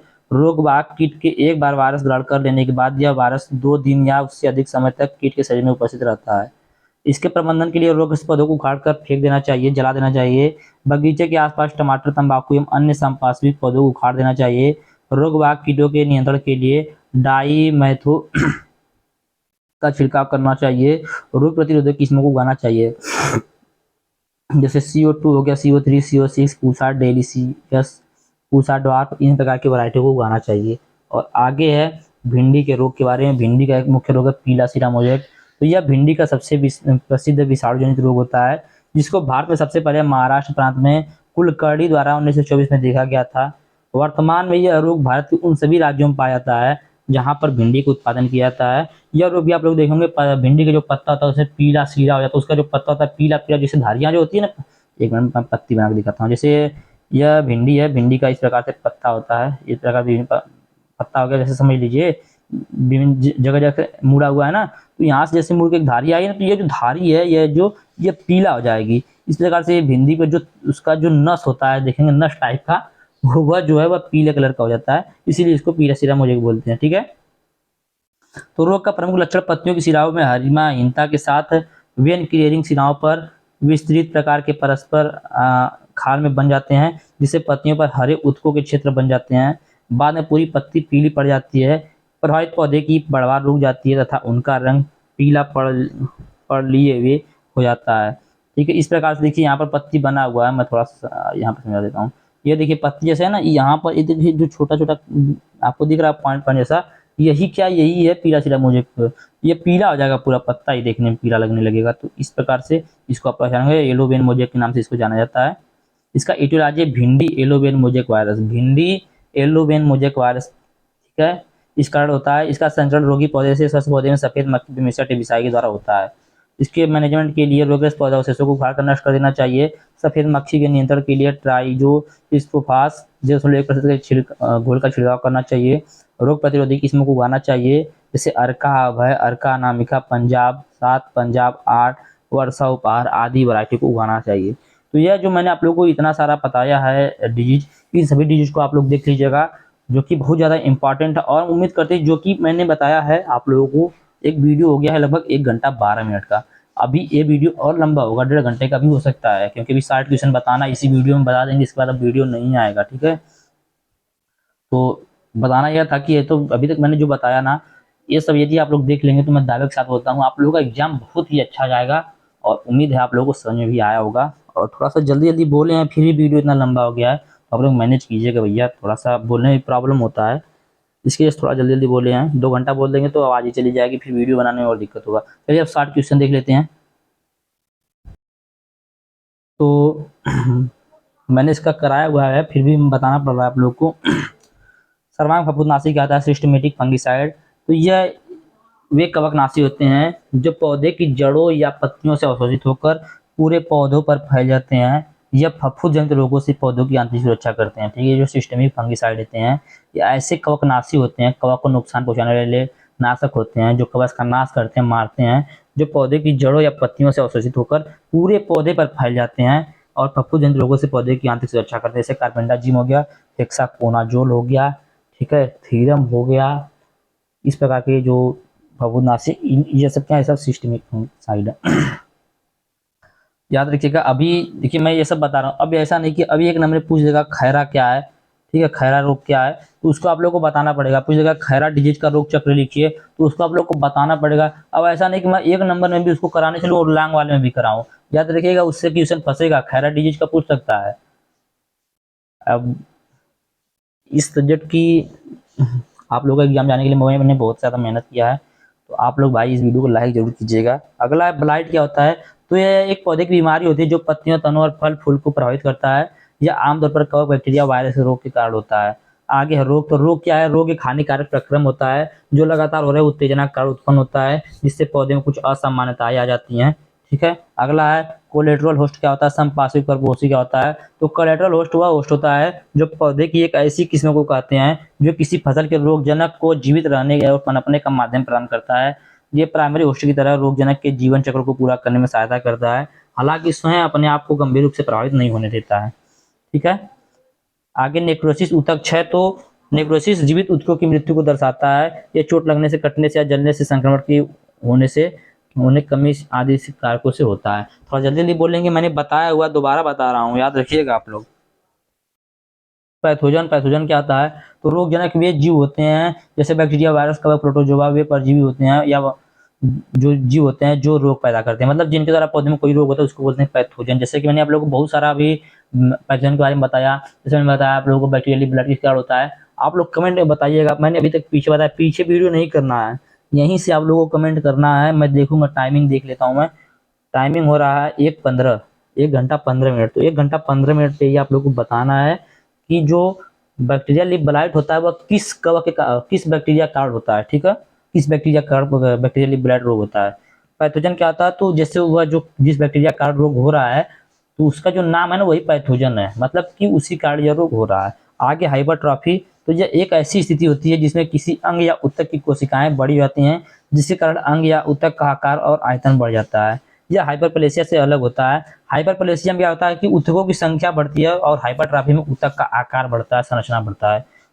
आगे रोग लक्षण। तो रोग लक्षण क्या होता है? रोग लक्षण किसी फसल में रोग लगने के उपरांत स्वरूप उसमें होने वाले परिवर्तन को कहते हैं।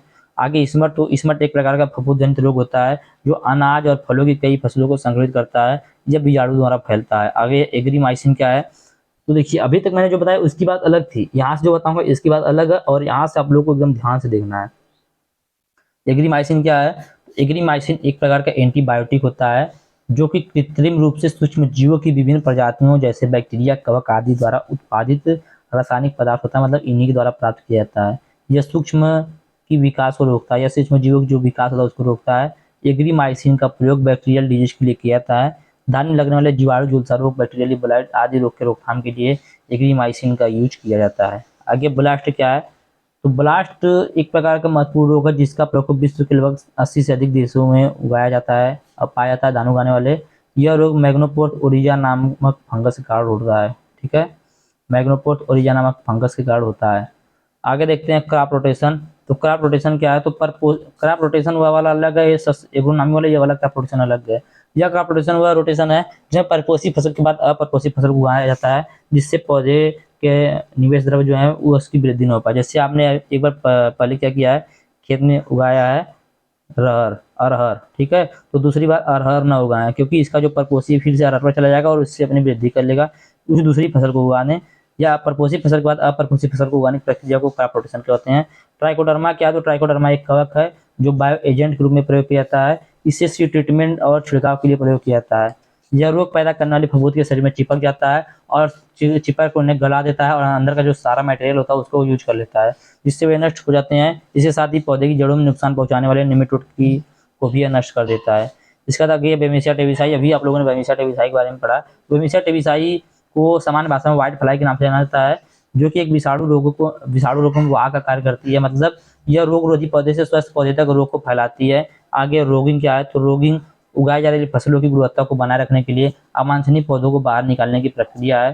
सेकेंडरी इन्फेक्शन क्या है? तो जब किसी एक पादप को पहली बार रोग लगता है तो उसे प्राइमरी इन्फेक्शन कहते हैं। रोग लगने के बाद रोग के फैलने की अवस्था को सेकेंडरी इन्फेक्शन बोलते हैं। जैसे कि मैंने बताया था कि रोग क्या है, विभिन्न प्रकार के खरपतवारों, भूमि अवशेषों में रोग होता है, उसके बाद वो पौधे पाकर लग जाता है। तो भूमि का अवशेष से आकर पौधे में लगने की प्रक्रिया को प्राइमरी इन्फेक्शन बोलेंगे। इसमें लगने के बाद विभिन्न प्रकार के पौधे में लगने की प्रक्रिया को सेकेंडरी इन्फेक्शन बोलेंगे। ठीक है, आगे ईजे बटलर। तो ईजे बटलर क्या है? इनका पूरा नाम एडविन जॉन बटलर है। इन्हें फादर ऑफ प्लांट पैथोलॉजी के नाम से जाना जाता है। आगे कार्बेंडाजिम। तो कार्बेंडाजिम क्या है? तो कार्बेंडाजिम बेंजीमिडाजोल समूह का एक फफूंदनाशक है। यह विभिन्न फसलों में होने वाले फफूंदनाशक रोगों को दूर करता है। आगे खैरा। तो खैरा क्या है? तो खैरा एक प्रकार का धान का रोग है जो जिंक की कमी से होता है। किसकी कमी से होता है? जिंक की कमी से होता है। बस इतना ही, और वीडियो हो गया है 1 घंटे 20 मिनट का। उम्मीद करते हैं आज का जो मैंने यह वीडियो आप लोगों के लिए बनाया बहुत ही अच्छा होगा और समझ में आया होगा। वीडियो अच्छा लगा तो वीडियो को लाइक कीजिएगा, चैनल को सब्सक्राइब कीजिएगा, अपने दोस्तों के पास शेयर भी जरूर कीजिएगा। धन्यवाद। जय हिंद।